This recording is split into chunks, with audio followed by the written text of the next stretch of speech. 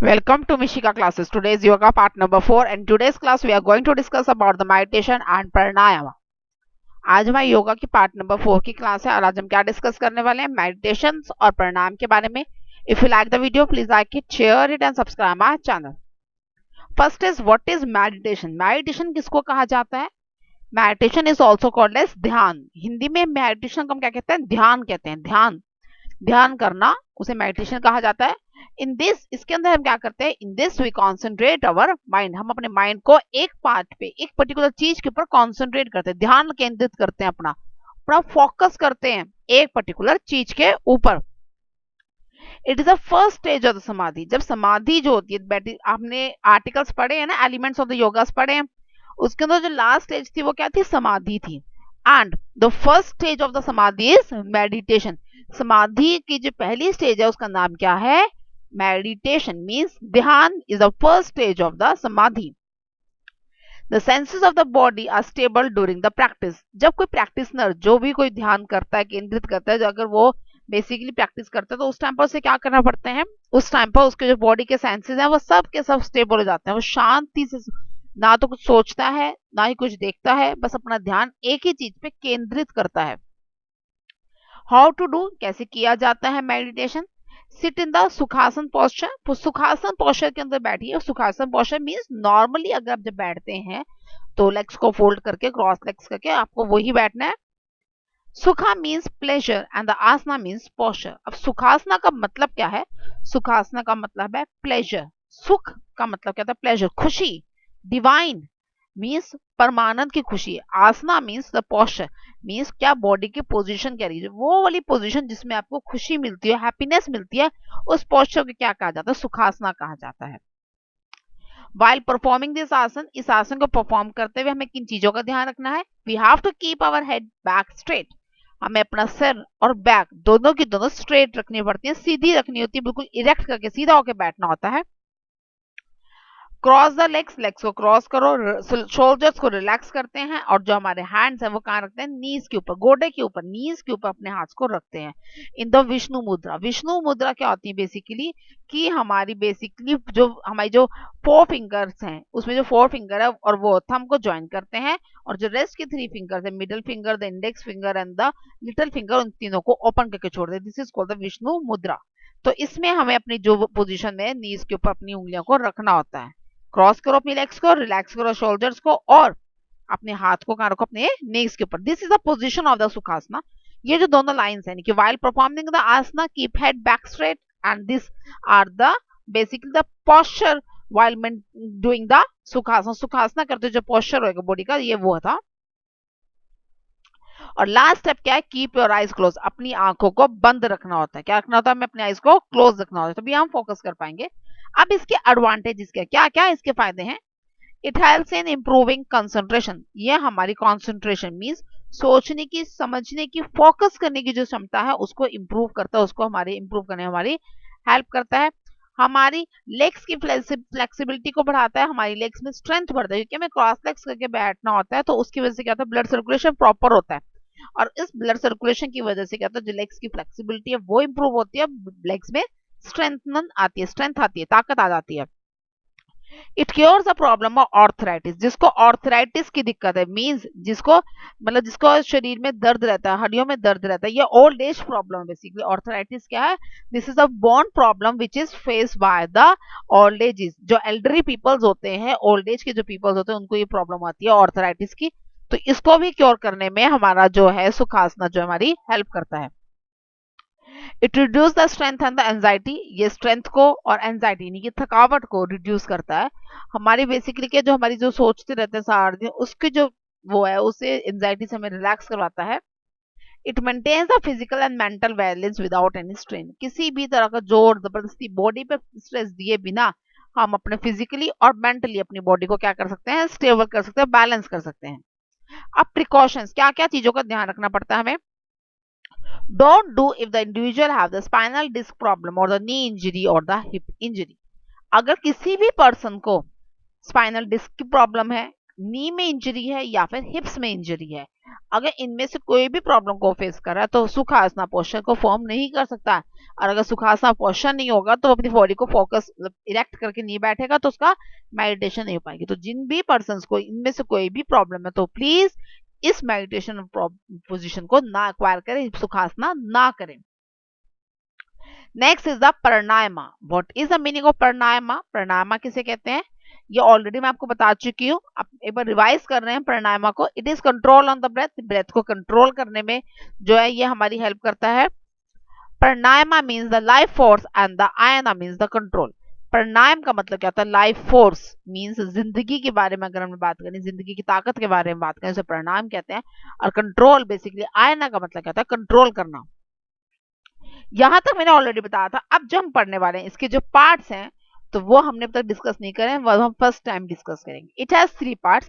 प्राणायाम करने के टाइम पर हम जो परफॉर्म करते हैं उसमें 3 पार्ट्स होते हैं। तो फर्स्ट इज द पुरखा। पुरखा means the inhalation. Inhalation means सांस लेना। पुरखा का मतलब क्या होता है? सांस लेने को क्या कहा जाता है? पुरखा या फिर inhalation of the breath. Breath को इंटरनली लेने को क्या कहते हैं? उस ड्यूरेशन को जब हम लोग ब्रेथ इन करते हैं उसको पुरखा कहते हैं। Next is rechaka. What is the meaning of rechaka? Exhalation means breath out. जब रेचका किसे कहा जाता है? सांस छोड़ने को कहते हैं। एक्सहेलेशन मींस ब्रेथ, एक्सहेलेशन कहा जाता है, सांस छोड़ने को कहा जाता है rechaka. Next is kumbhaka. What is the meaning of kumbhaka? The retaining the breath means breath को होल्ड करने को क्या कहा जाता है? कुंभका। कुंभका दो तरह का, इंटरनल एंड एक्सटर्नल। इंटरनल कुंभका क्या होता है? मींस जब हमारा जो सांस हम इंटरनली रोकते हैं, और एक्सटर्नल कुंभका क्या है? जब हम सांस को बाहर रोकते हैं। मींस पहले हमने सांस लिया, उसके बाद कुंभका करेंगे। कुंभका मींस सांस को रोकेंगे और फिर एक्सहेलेशन करेंगे, सांस को छोड़ देंगे, फिर थोड़ी देर के लिए फिर रोकेंगे और फिर दोबारा से हम लोग क्या करेंगे? सांस को लेंगे। तो दोनों टाइम पर कुंभका दोनों बार, यानी कि जब पुरखा से रेचका में जाते हैं फिर रेचका से पुरखा में जाते हैं, दोनों ही पोजिशन में कुंभका होता है। कुंभका में बस डिफरेंस क्या है? जब हम पुरखा से रेचका की तरफ जाएंगे that is called the internal kumbhaka, and when we go to move from rechaka to the puraka then it is called the external kumbhaka. जब पुरखा से रेचका की तरफ जाते तो वो इंटरनल होता है, और रेचका से पुरखा की तरफ जाएंगे तो वो क्या होगा? एक्सटर्नल कुंभका होगा। Now we are going to discuss about the types of the pranayama। प्राणायाम करने के कौन कौन से तरीके हैं, क्या क्या होता है प्राणायाम करने से? पहला है अलोम विलोम। तो first is the anulom vilom. और इससे क्या एडवांटेज है? It reduce the blood pressure and the risk of the heart attack.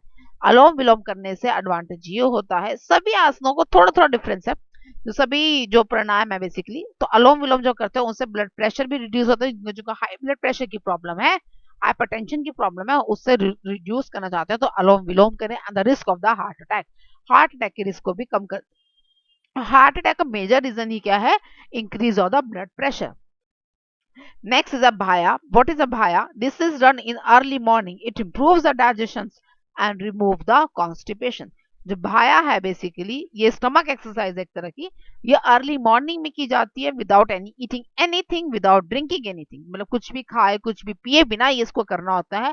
और इससे क्या होता है? हमारे डाइजेस्टिव सिस्टम इंप्रूव होता है और साथ ही साथ जो कॉन्स्टिपेशन की जो प्रॉब्लम है वो भी खत्म हो जाती है, वो भी रिड्यूस हो जाती है।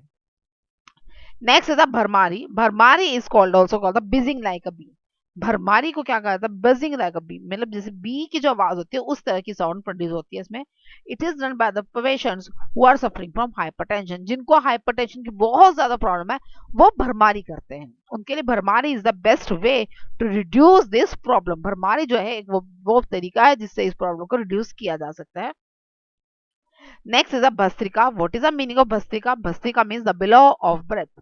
बिलोज ब्रेथ मीन्स बिलोज क्या करती हैं? पंप करने में हेल्प करती हैं। तो it helps to pump more oxygen in the body. तो ये क्या करेगी? हमारी बेसिकली हमारी बॉडी में ऑक्सीजन लेवल को इंक्रीज अगर हम करना चाहते हैं तो what we have to do?